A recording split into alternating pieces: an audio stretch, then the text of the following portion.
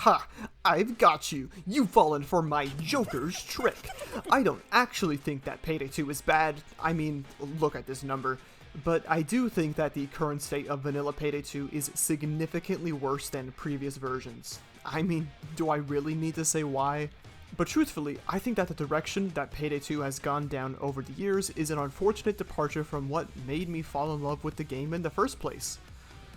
If only there was a way to restore the feeling of old Payday. No, this video isn't about you. You'll get your own remastered video soon.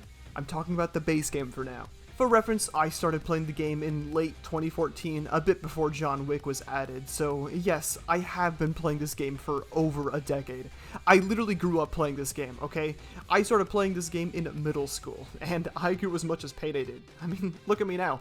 I used to worship Filthy Frank back in middle school, and now I'm a gay furry. But unlike me, Payday has changed for the worse. The current state is probably the worst case of power creep I have seen in a game, and I'm a Warframe player. Both the power levels of the enemies and the players have reached ludicrous proportions, with Death Sentence being the worst designed difficulty that I can think of in any game that I've played.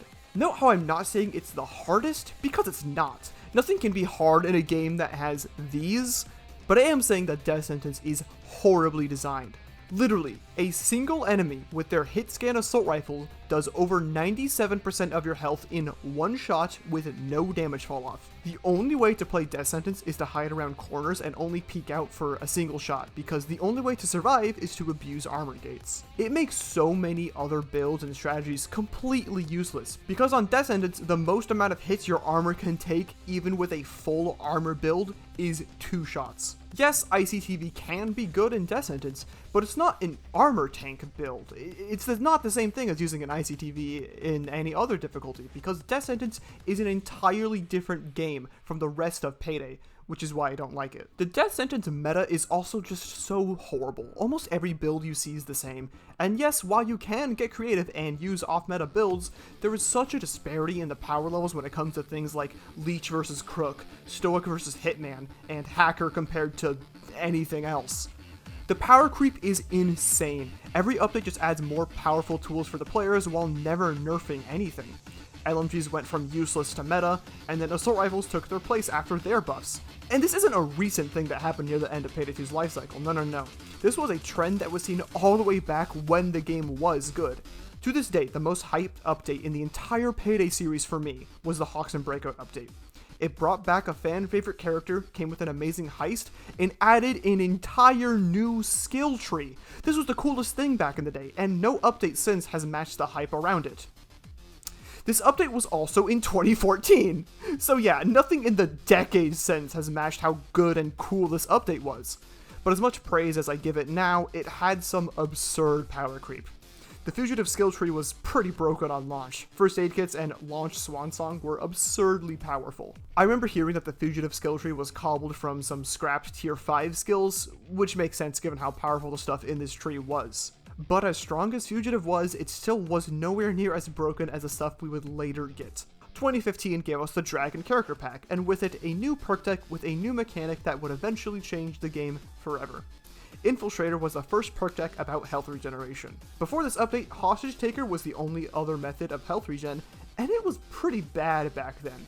The only real way to heal your health was with Dr. Bags and first aid kits, meaning that your health was a limited resource. Infiltrator was the first addition to really challenge this idea, and later, with the Golden Grand Casino, my boy Sokol would ruin the game's meta. Metas in the past existed, but this was the first bad meta.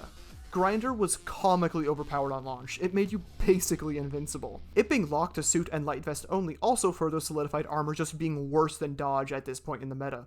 But you didn't even need dodge. Your health regenerated so fast that you could just never die. For me, this was the moment when the game that I had loved had died. Grinder was the main turning point from this game being a somewhat grounded but still challenging and goofy and fun co-op shooter to just arcade bullshit.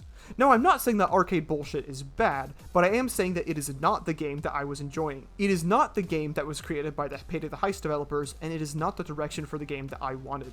The game stopped being about working with your friends to overcome a difficult challenge together, and it just became 4 single-player games at the same time where you just used dumb builds against brain-dead enemies that stood no chance. Now, there is another game that is like that I actually do find fun, and it's called Warframe. But this is not what Payday should be about. This game was defined by its challenge and co-op nature, but it just strayed so far away from it, and it got sucked up by the power creep singularity. If only there was a way to restore the feeling of old Payday. Long before the difficulty rebalance that added death sentence, the game was just a total shit show. The game just kept getting easier and easier with every update, to the point where Death Wish was just a complete joke. The old enemy health values was less than half of what they are right now. The worst part of Crime Fest 2015 actually wasn't the pay-to-win skins, and it wasn't the temporary nuking of mods, it was the weapons rebalance that gigabuffed every weapon in the game to try to keep up with the DLC weapons, but everything just became so comically overpowered and the game became so comically easy. Even though this update, they realized their power creep, they still just kept making updates with new things that were slightly stronger than the last update, with no nerfs to anything and no buffs to the enemies to compensate for the players getting stronger. Here's an example. For a long while, grenade launchers were meta, but for the longest time there was only one, the GL40, a single-shot grenade launcher primary. Then there was the Piglet, which had a super long reload to compensate for the mag size, so that was fine. There was actually like a difference in between them. The Piglet was not a direct upgrade, it was actually kind of worse. But then the China Puff was added, and not only was it a straight upgrade to the GL40, but it was also a secondary. The China Puff dominated the meta for so long just because it was so absurdly strong with little to no downsides. It had multiple shots, it had pretty decent ammo pickup, and the utility that a grenade launcher brought you is so good. So this DLC gun just dominated the meta for years. A more recent example of something like this would be Leech and Kingpin. Kingpin was a pretty good perk deck, but required actual smart usage of the injector to get good value and had a high skill ceiling. When they lost the rights to the Scarface character and had to get his character pack off the store, this locked the Kingpin perk deck, so Overkill did something actually good and made a new perk deck that was similar to compensate for newer players not being able to have access to this DLC and Kingpin. On paper, this was a good idea, they just ended up making Leech. Leech would be the most comically overpowered thing in the game if it wasn't for the hacker bug fix that it got that let you just turn off the enemy AI with the press of a button. And speaking of enemy AI, it's not just me, the AI used to be smarter, right? Like, look at this video. I'll link the full thing in the description if you want to watch it, and while you're down there, you should like and subscribe. But the AI used to be smarter. This is just one of those things that just makes no sense. Like, why would you change this? And there's some other things too, like, why were hostage rescue units removed? Anyways, if you sort perk decks by release order, you get a very similar order to power level. Decks like Hitman and Crook do barely nothing compared to the absurd powerhouses of Stoic and Hacker. My main problem with the current state of Payday isn't actually that it became an arcadey stupid bullshit game, even though I don't like that, it's that it was doing so with no regard for balance. The newest additions are just super strong, like the new shotguns from the post-White House DLCs that just power-crept every other shotgun. And then the newer DLCs after that power-crept the latest DLC shotgun.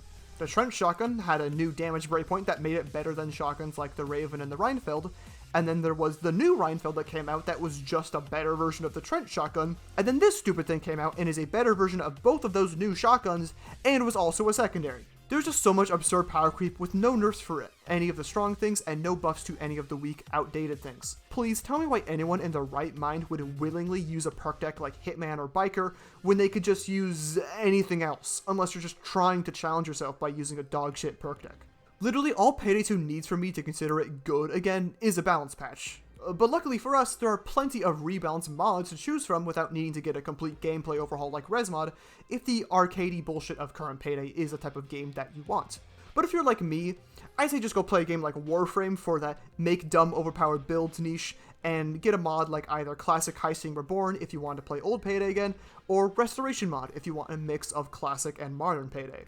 This also coincides with a lot of the issues that plague Payday 3, the lack of direction. Payday 3 failed to feel like a real return to form of being a more grounded experience like Payday the Heist, while still having the strong builds like in Payday 2. Payday 3 is a mess in so many ways, despite the good things about it, and it shows the real lack of direction that made Payday the Heist and early Payday 2 feel so good. The people that make current Payday 2 what it is, who are mostly the same people responsible for Payday 3, are not the same people that created the original Payday franchise. This vision was lost years ago, and the horrible balance has tainted the game. I don't ever really want to play vanilla Payday 2 when there's tons of different overhaul and rebalance mods that I could just play instead. The base game has been solved for a while. There's little to no build variety unless you want to challenge yourself by willingly using a suboptimal build. Like, the teamwork build being as unironically viable as it is should be all I need to say when it comes to the balance of Payday 2 being a complete shitshow. Every build just runs Doctor Bags because they're overpowered, Jokers because they're overpowered, and you're either using Anarchist and Berserker, or running Stoic Leech or Kingpin, or if you just really don't want to have any challenge, then you run Hacker. The game stopped being fun, at least for me, years ago. But hey, that's what the community is for. The dozens of mods that have reignited my passion for this game are the only reason why I still play it. So shout out to you modders, you are the only real reason this game is alive. Not just for the rebalance mods, but all the other cool mods like the cool custom HUDs, quality of life mods, and custom guns and heists. You guys have added more to this game than Overkill has done in recent years. And special thanks to ResMod and the ResMod devs specifically for being particularly epic. Your mod is the main reason why I still care about Payday and what got me into making videos like this. So if you like this video, then do the YouTube things, like and subscribe, and I'll see you in the next one.